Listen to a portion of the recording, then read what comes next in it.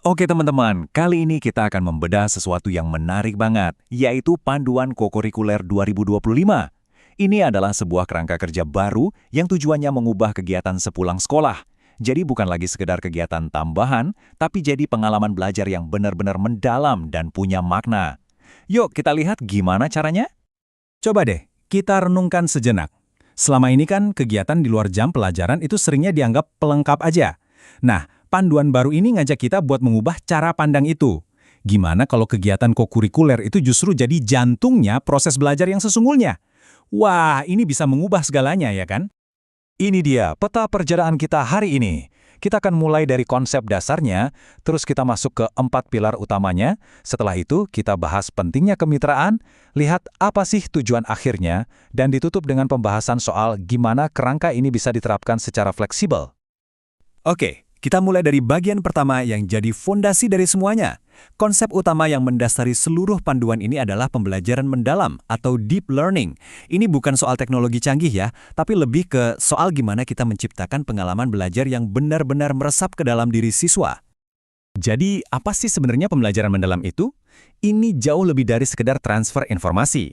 Ada 3 kata kunci yang jadi intinya. Berkesadaran, bermakna, dan menggembirakan.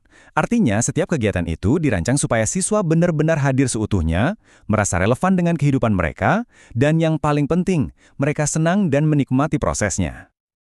Selanjutnya, gimana filosofi yang keren tadi bisa diwujudkan dalam praktik sehari-hari? Jawabannya ada di bagian kedua ini, 4 pilar pembelajaran kokurikuler. 4 pilar inilah yang jadi struktur utama untuk membangun pengalaman belajar yang utuh dan menyeluruh. Keempat pilar ini saling terhubung dan gak bisa dipisahkan. Ada praktik pedagogis, lingkungan pembelajaran, kemitraan pembelajaran, dan terakhir, pemanfaatan teknologi digital. Yuk kita lihat satu persatu gimana pilar-pilar ini bekerja sama. Pilar pertama ini soal cara mengajarnya. Nah, di sini peran guru itu bergeser. Bukan lagi jadi satu-satunya sumber ilmu, tapi lebih sebagai aktivator, kolaborator, dan pengembang budaya belajar. Fokusnya adalah pada pembelajaran aktif, di mana murid didorong buat menemukan sendiri pengetahuannya lewat proyek, inquiry, atau pemecahan masalah di dunia nyata. Pilar kedua ini memperluas definisi ruang kelas. Jadi, belajar itu nggak lagi terbatas di dalam 4 dinding. Komunitas sekitar dan dunia digital sekarang jadi bagian dari lingkungan belajar juga. Yang paling krusial adalah menciptakan suasana yang aman, terbuka, dan inklusif, di mana setiap siswa merasa dihargai dan bisa belajar dengan caranya masing-masing. Pilar ketiga adalah soal kemitraan. Kerangka ini menekankan kalau pendidikan itu tanggung jawab bersama. Nah, ini diperkenalkan lewat konsep catur pusat pendidikan. Catur itu kan artinya 4, yang merujuk pada sinergi antara 4 pihak, sekolah, keluarga, masyarakat, dan media. Ini semacam semangat gotong royong dalam dunia pendidikan. Dan pilar terakhir, teknologi digital. Penting banget untuk dicatat ya. Teknologi di sini bukanlah tujuan utamanya, melainkan alat bantu yang sangat kuat. Fungsinya buat memperluas akses belajar, mempermudah kolaborasi, dan membantu proses evaluasi biar lebih efektif. Sekarang kita akan gali lebih dalam lagi soal kemitraan yang tadi sempat kita singgung. Bagian ketiga ini menekankan sebuah prinsip yang fundamental banget.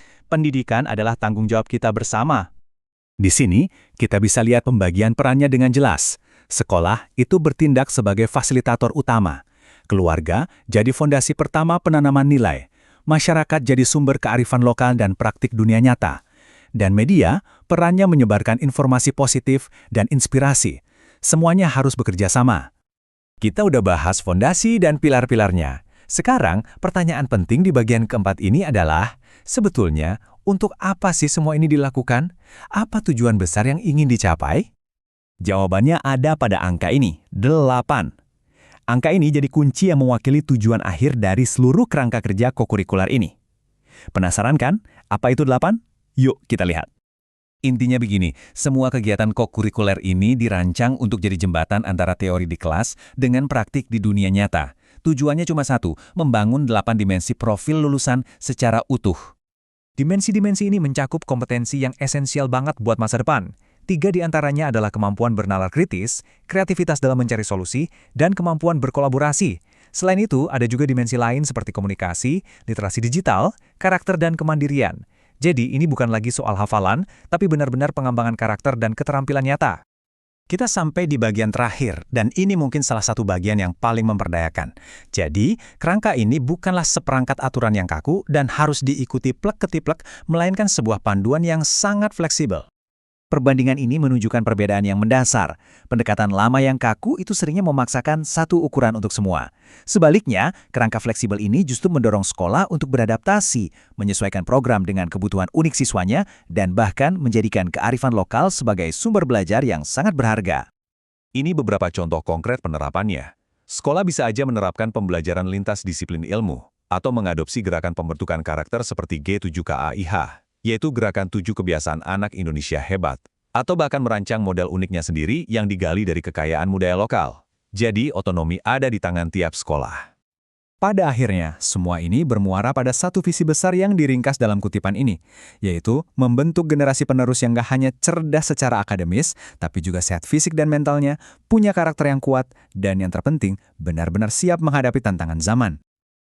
Setelah kita bedah kerangka ini bersama-sama, pertanyaan reflektifnya kembali ke kita semua. Kira-kira, bagaimana ya sekolah kita bisa memulai perjalanan ini? Langkah kecil apa yang bisa kita ambil untuk mengubah kegiatan kokurikuler dari sekedar tambahan menjadi inti pembelajaran yang bermakna? Ini adalah perjalanan bersama, dan setiap langkah, sekecil apapun, itu sangat berarti.